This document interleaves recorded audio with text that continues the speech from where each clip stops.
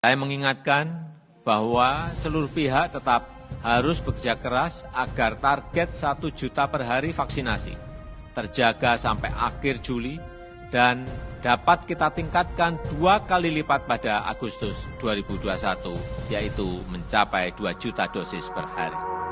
Untuk meningkatkan herd immunity, dalam usaha pemulihan ekonomi di Indonesia masa pandemi target 3 juta dosis per hari, vaksinasi COVID pada bulan Oktober 2021 memerlukan dukungan maksimal dari semua pihak.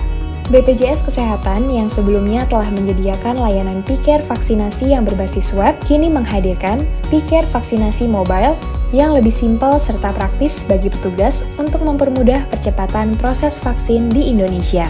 Dengan P-Care vaksinasi mobile akan mengurangi kendala proses pelaksanaan vaksin karena petugas cukup menggunakan smartphone dan tidak membatasi pelaksanaan lokasi vaksin yang dapat dilakukan di segala medan. Kecepatan ini tentunya akan dirasakan manfaat bagi masyarakat karena hasil vaksin dapat langsung terbaca dalam aplikasi Satu Sehat Mobile secara real-time. BPJS Kesehatan mendukung meningkatkan herd immunity untuk Indonesia tangguh.